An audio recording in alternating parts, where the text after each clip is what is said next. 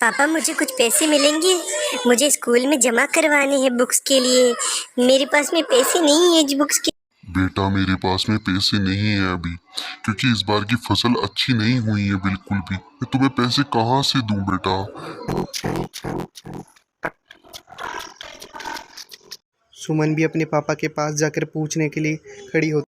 हाँ बेटा सुमन, तुम्हें क्या चाहिए? तुम भी तुम्हारे भाई की तरह कुछ लेने आई हो क्या?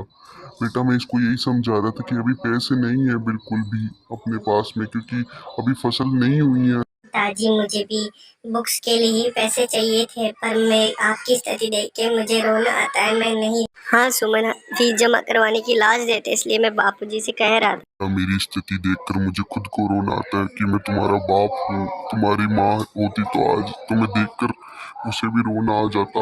मैं कहाँ से पैसे लाऊं बताओ बेटा, तुम बताओ मुझे कहाँ से लाऊं।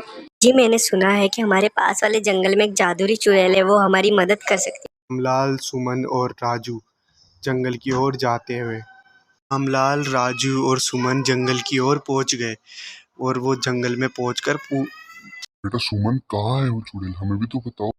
पापा मैंने वहीं देखा था उस चुड़ैल को, वहीं थी वो चुड़ैल। अब पापा मुझे लगता है कोई हमारे पीछे था अभी।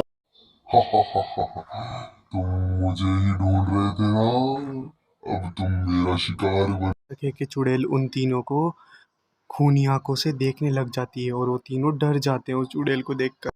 चुड़ैल को देखकर वो सब के सब डर जाते हैं और वो उसी आंखों में देखते रहते हैं। फिर चुड़ैल धीरे धीरे हवा में उड़ने लग जाती है और बोलती है, हा, तुम पागल मूर्ख मेरे पास आए। चुड़ैल सुमन को पकड़ने के लिए आगे बढ़ती है और उसे उठाने ही लगती है कि चुड़ैल के हाथ में एक खंजर आ जाता है।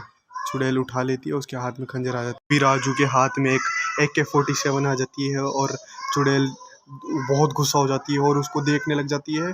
और राजू भी अपनी AK-47 उठाता है और पहले तो गिर जाता है नीचे ज़मीन पर, फिर उठकर AK-47